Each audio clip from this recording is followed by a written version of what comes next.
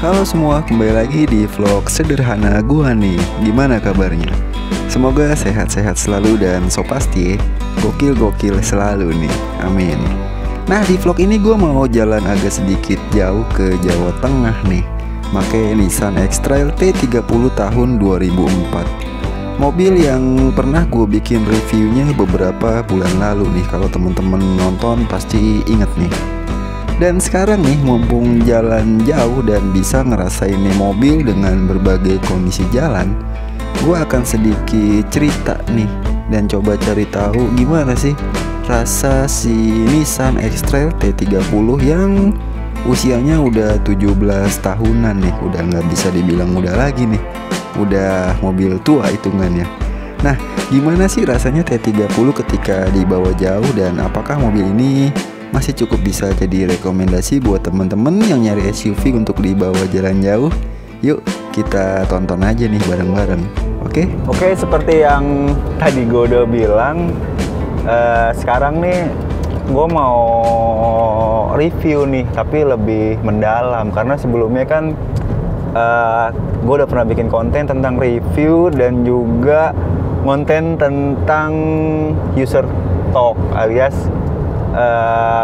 gimana rasa X-Trail ini dari penggunanya langsung dia nih. Dan sekarang gue jalan ke Jawa Tengah sama kakak gue, dan di belakang ada kakak gue juga gitu. Jadi ya sekalian lah biar gue bisa tahu nih gimana rasa si X-Trail ini ketika dibawa jauh. Karena untuk bisa lebih tahu potensi mobil itu perlu dibawa jauh, teman-teman. Nah, sekarang gue nih ngerasain di tol Trans Jawa nih. Ini udah di kilometer 210, teman-teman. Gimana rasanya? Ya rasanya tuh mesin QR25 ini cukup powerful sih. Artinya tenaganya ada, terus torsinya ada, dan ini kan maticnya masih 4 speed konvensional biasa gitu. Jadi dengan matic konvensional ini ya tenaganya terasa lebih terasa lebih ngejambak gitu. Dan bantingannya selama tadi tuh lewat tol, emang ini mobil tuh bantingannya empuk. Cuman empuknya nih nggak bikin mobil tuh jadi ngampul-ngampul gitu. Masih stabil lah walaupun dia empuk, teman-teman. Nyaman lah. Dan soal road noise ya, selama di tol nih kita masih di aspal, belum lewat beton nih. Karena road noise di beton dan di aspal itu kan pasti beda. Tapi pas lewat di aspal nih, ini masih ada sih. Cuman ya ini kan mobil usianya udah 10-15 tahun lebih ya. Jadi untuk ukuran mobil 15 tahun nih, road noise kayak gini masih cukup bagus sih. Kembali lagi, road noise itu juga dipengaruhi oleh kondisi ban, teman-teman. Dan ini bannya yang baru, yang mana sih depan ya? Bannya bisa dihitung ya 90% lah. Jadi ya bisa mendekati kayak barunya lah. Mendekati ya, meskipun ada beberapa faktor lagi yang menentukan road noise-nya bising apa enggak. Tapi ini masih cukup baik sih. Dan suara mesin ya masih bisa ditolerir lah, masih masuk. Cuman ini masih cukup bisa diterima sih gitu. Tapi X-Trail tuh QR25 ya, tenaganya itu emang enak sih tuh. Tapi kita nggak boleh terlalu kenceng juga nih di sini. Ada batasan speed limit ya, teman-teman. Jadi harus hati-hati sih. Dan walaupun tol kosong ini ya, itu kadang-kadang juga ada jebakan Batman-nya. Entah itu lobang atau kendaraan berat yang secara tiba-tiba ngambil jalur kanan. Itu hal yang harus diwaspadai sih, sekalipun tol kosong seperti ini. Ya jaga keselamatan lah. Dan sampai sekarang ini temperaturnya masih aman, masih cukup baik lah cooling sistemnya. Tapi ya agak boros sih ya. Kita udah ngisi tadi pertama tuh 200-an ya Mas ya? 200-an, terus tadi ngisi 150 pertalite nih. Nah ini nih T31 sama T30 itu mesinnya kan sama, QR25DE, tapi sebenarnya bandelan mana sih? Nah yang gue tahu ya, si T30 ini QR25-nya itu dia sensor oksigen ya, itu masih biasa nih. Sedangkan yang T31 itu selain bedanya tuh dia CVT, kalau ini konvensional, dan bedanya lagi adalah dia sensornya udah AFR tuh, air fuel ratio. Kalau yang ini masih sensor oksigen biasa. Jadi kalau teman-teman ngisi pertalite gitu, ini tenaganya nggak kerasa drop banget. Sedangkan yang T31 itu dia kan udah harusnya pertama, ketika teman-teman ngisi pertalite itu tenaganya kerasa drastis beda jauh banget, karena sensornya udah lebih apa ya, lebih modern gitu. Mobil-mobil sekarang kan sensornya dibikin seperti itu, air fuel ratio-nya untuk mengurangi emisi, tapi ini tuh masih sensor biasa, jadi drop tenaganya nggak begitu jauh-jauh banget teman-teman. Nah gitu sih, tuh setirnya ini yang nggak tajam-tajam banget, tapi ini masih cukup enak lah untuk mobil ukuran SUV tinggi seperti ini. Kemudian kebisingan kabin untuk traffic noise ini cukup baik loh, X-Trail. Cukup ya bagus sih menurut gua. Nah itu sih, nanti kita terusin lagi nih rasanya gimana, sambil gua ngeraba-raba lagi nih kira-kira gimana sih rasanya dari si X-Trail ini ketika dibawa jauh. Potensinya gimana nih mobil? Masih cukup bisa nggak buat dimiliki, atau masih cukup layak nggak sih diburu di tahun 2022 ini, dimana di tahun ini mobil ini usianya udah lebih dari 12 tahun ya. Dia tuh terakhir tahun 2008, 2009-nya udah generasi selanjutnya tuh T31 gitu. Nanti kita lanjutin lagi ya.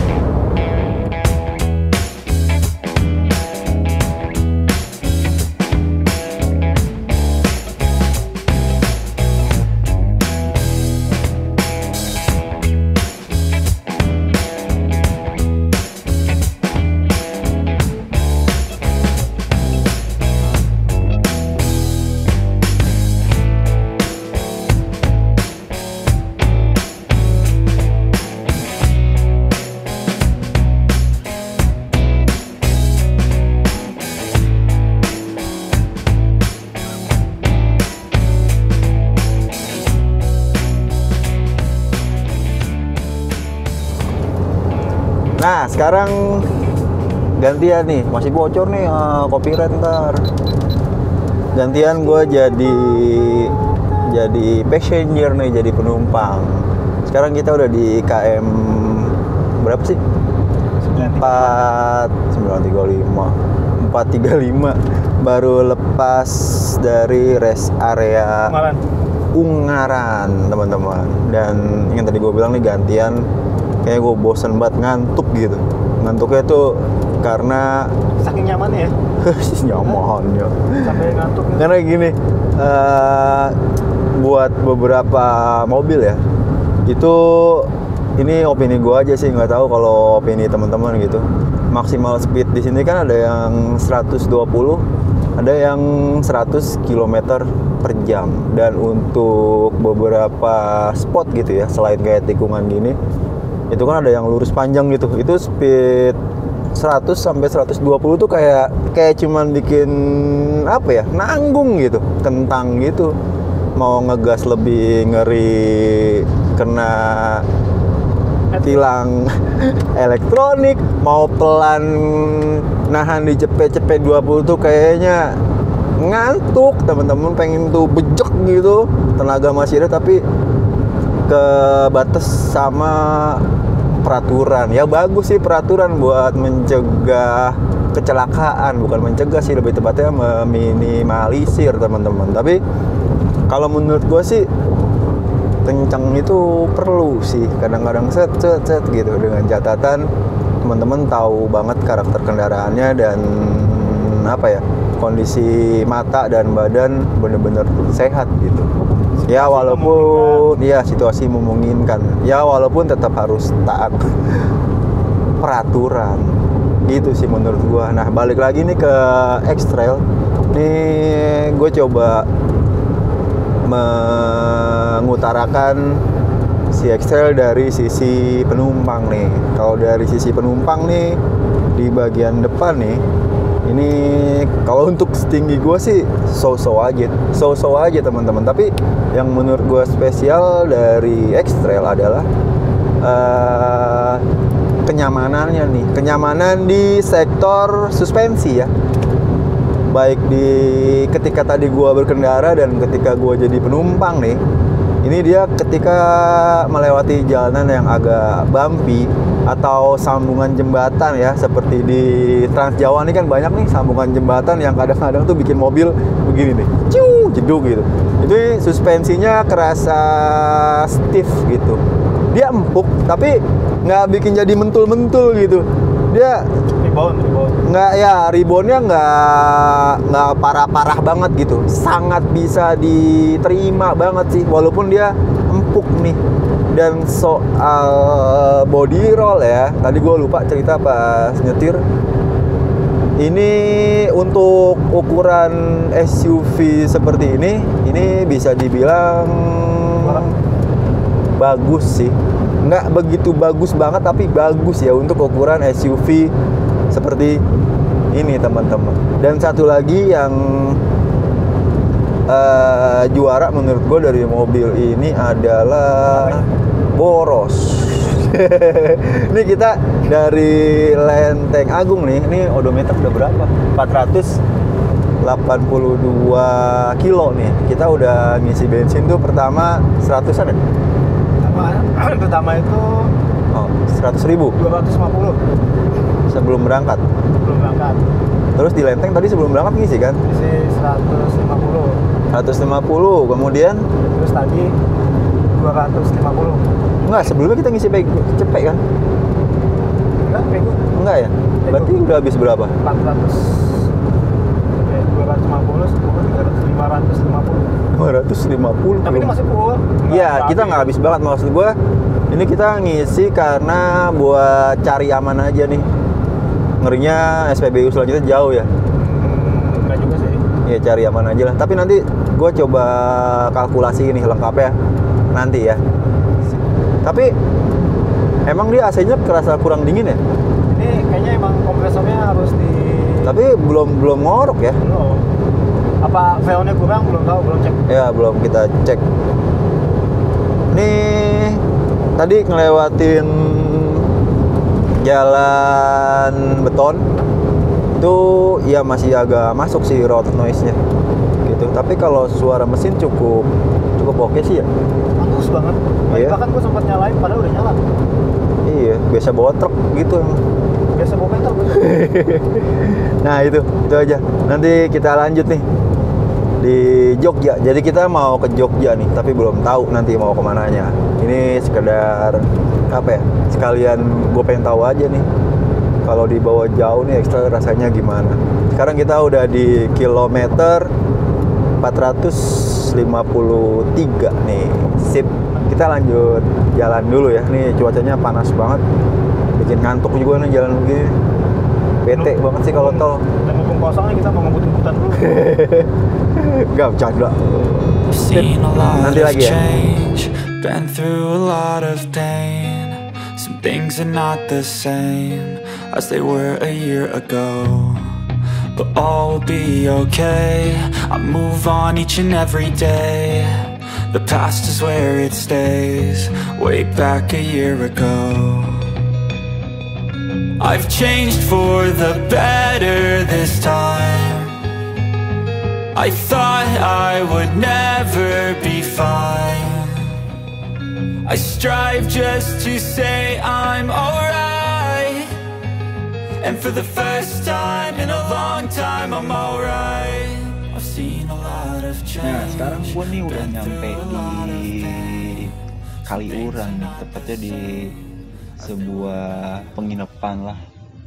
Dan sekarang nih kayaknya gue mau santai-santai dulu nih bro, nikmatin apa ya, suasana Kaliurang yang menjelang sore itu menjelang dingin. Asik sih, demen sih gue dingin-dingin begini gitu, ketimbang panas ya, walaupun gak kuat-kuat banget dingin, tapi lumayan bikin seger badan dan pikiran gitu ya. Habis jalan jauh nyetir terus adem begini suasananya. Nah oke sih, kayaknya sore ini gue mau nyantai-nyantai dulu, ngopi-ngopi dulu. Besok baru kita coba terusin lagi nih nge-review si X-Trail. Tepatnya kita coba secara lebih mendalam dan optimal sebisa gua teman-teman. Sip, besok kita lanjutin lagi ya. Hari ini gue sampai malam mau tidur, baru besok kita jalan lagi. Belum tahu sih mau kemana. Oke? Yang tadi lo sini, Dun? Kagak. Hah? Enggak. Ke depan. In 150 meters. Ya, muter balik aja dulu. Sharp left. Muter di mana? Hah? Muter di mana? Itu Google disuruh nyelotin ya? Iya. Tapi nggak bagus ya? Takutnya jalur pasir. Truk. Iya. Assalamualaikum.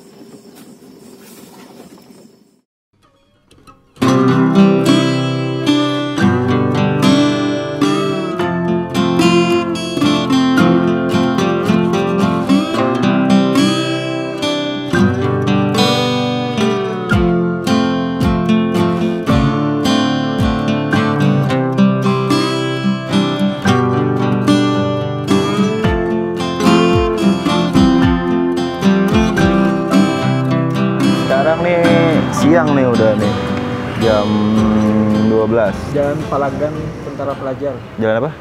Palagan Tentara Pelajar. Bagus tuh. Nah lebih tepatnya di Jalan Palagan gitu. Bagus kan? Tadi kita dari Kaliurang dan semalam nginep di Kaliurang. Nah pas sorenya tuh kita ngopi ya di Kopi Merapi. Nah setelah pulang tuh ngikutin Google, kita diarahin ke jalan yang sepi, kemudian gelap dan jalannya tuh jelek temen-temen, batu-batu gitu nanjak dan lumayan apa ya, lumayan bisa buat ngetes mobil juga nih. Kalau biasanya gua kalau ke jalan gitu pakai diesel, kemudian penggerak belakang, semalam tuh kejebak di satu tempat, kemudian sempat beberapa kali kehilangan traksi tuh karena kerikil-kerikil gitu. Kita mundur cari momentum baru bisa lewat tuh obstacle ya. Nah yang kemarin gua rasain adalah ini mobil untuk ke jalan-jalan rusak kayak gitu, kayak semalam tuh, itu kalau dari sisi tenaga itu cukup powerful, cukup bisa lah menghadapi tantangan itu. Tapi ada tapinya nih, selama bannya tuh capable teman-teman. Semalam tuh bannya tuh nggak begitu banget capable ya, karena ban yang terpasang di mobil ini adalah ban high terrain gitu. Ya agak PR sih semalam jadinya, tapi alhamdulillah kemarin bisa bagus. Dan kemarin juga satu hal yang kita bisa rasakan sendiri adalah FWD itu bisa nanjak teman-teman, walaupun dengan berbagai faktor ya. Salah satu faktornya adalah tanjakannya tidak begitu terjal, kemudian bannya Bintang 4 atau berapa? Masih dapat traksi ke aspal, itu masih cukup bisa nanjak nih. Dan soal nanjak nih, Dan kan variasi. pada ribut ya, FWD nggak kuat nanjak nih, RWD nggak kuat nanjak nih. Kalau menurut gua nih, itu nggak kuat nanjak beda sama nggak bisa nanjak nih teman-teman. Kalau nggak kuat nanjak itu relate-nya ke mesin ya.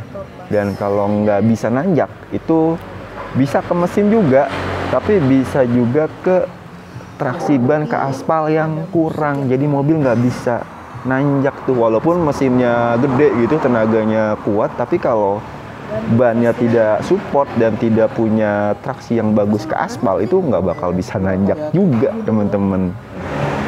Sampai sekarang so far masih oke-oke aja sih mesinnya. Yang nggak oke sih kayaknya sih BBM ya, boros banget. Bro, gitu. Nanti kita lanjut lagi ya. Kita lagi ngopi nih, santai-santai dulu, oke?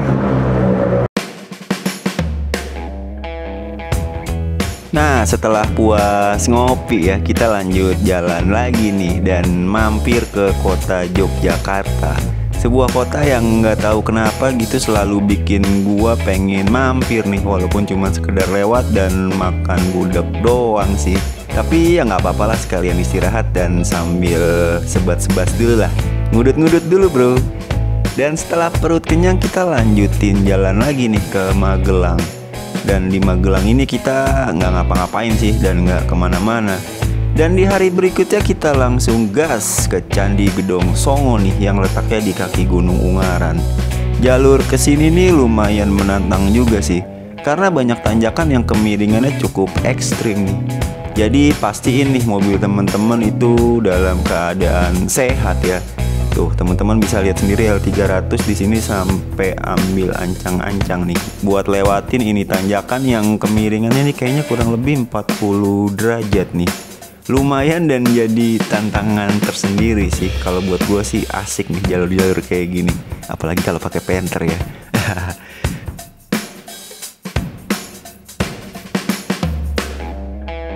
Dan akhirnya kita sampai juga nih di Gedong Songo, bangunan candi peninggalan budaya Hindu yang terletak di Desa Candi, Kecamatan Bandungan, Kabupaten Semarang, Jawa Tengah. Ini letaknya di lereng Gunung Ungaran nih.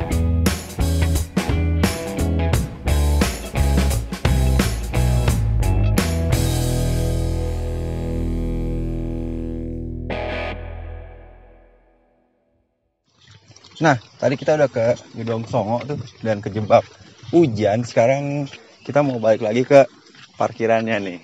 Nah, untuk sampai sekarang, sampai saat ini, si X-Trail masih cukup bisa diandalkan lah, belum ada trouble artinya. Dan tadi jalur menuju Gedong Songo itu tanjakannya lumayan dan ya masih cukup terasa powerful gitu, meskipun di beberapa titik harus dipindahin ke D2, tapi intinya masih oke sih untuk ukuran mobil 11 tahun, lebih ya, 16 tahun teman-teman.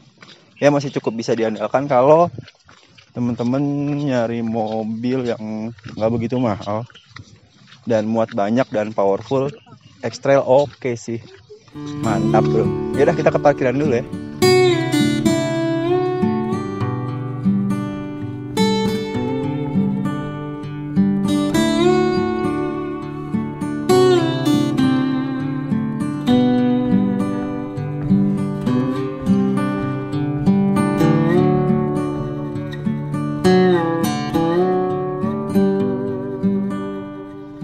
Sampai juga di parkiran teman-teman, dan jalannya tadi agak jauh. Nah, sampai saat ini dia nih masih belum ada trouble nih. Dan habis ini kita langsung balik ke Jakarta teman-teman. Nah, yang tadi gue bilang, ini kan jalur menuju ini Ungaran ya. Ungaran itu ke Gedong Songo itu jalurnya cukup ekstrim tuh tanjakannya gitu. Tapi dia cukup powerful sih si QR25 ini mesinnya, dan maticnya juga selama sehat ya cukup oke sih untuk diandalkan. Dan di beberapa titik tadi seperti yang gue bilang, emang ada beberapa titik yang kita perlu kedua tuh, tapi itu juga cuma beberapa titik. Overall oke sih ini mobil ini, tapi ya itu tadi ya agak boros, tapi borosnya itu kebayar lah sama tenaga dan kenyamanannya. Walaupun mobil ini dari Jakarta kemudian ke Kaliurang kemudian ke Ungaran nih dengan kondisi jalan yang naik turun gitu, intinya rute kombinasi kadang-kadang kaki nggak sekolah, itu kita baru beli Pertalite itu sekitar 600.000 tuh teman-teman. Dan kayaknya nih masih ngisi lagi nih buat pulang ke Jakarta. Nggak tahu ya kalau di Trans Jawa kerasa boros gitu BBM konsumsinya. Mungkin karena kita kan kenceng tuh, nggak kerasa tuh jaraknya udah jauh gitu. Paling kayaknya nih ngisi 200 lagi ya, kita bisa sampai ke Jakarta. Dan itu juga sebenarnya nggak habis banget sih. Ketika udah setengah kurang, kita cari aman, isi lagi tuh. Gitu teman-teman. Overall mobil ini masih sangat nyaman nih buat pergi jauh teman-teman. Terus suspensinya juga enak gitu bantingannya. Dan Matic-nya cukup bisa diandalkan nih untuk jalan yang nanjak-nanjak gitu. Selama sehat ya. Masih cukup bisa jadi rekomendasi lah intinya. Nah kayak gitu aja sih vlog gua kali ini ya. Dan menurut gue nih kalau dikasih ban AT lebih oke nih. Itu sih tapi menurut gue ya. Tapi kalau di tol kan ban AT agak-agak gak nyaman. Tapi kalau gue bakal ganti ban AT nih. Velgnya kaleng. Sip, itu aja vlog gue kali ini yang campur-campur nih jalan-jalan dan review kendaraan. Semoga bisa jadi insight nih buat teman-teman yang mau nyari mobil SUV dan harganya udah di bawah 90 juta lah. Sip, sampai ketemu di vlog berikutnya teman-teman. Jaga kesehatan dan gokil selalu. See you.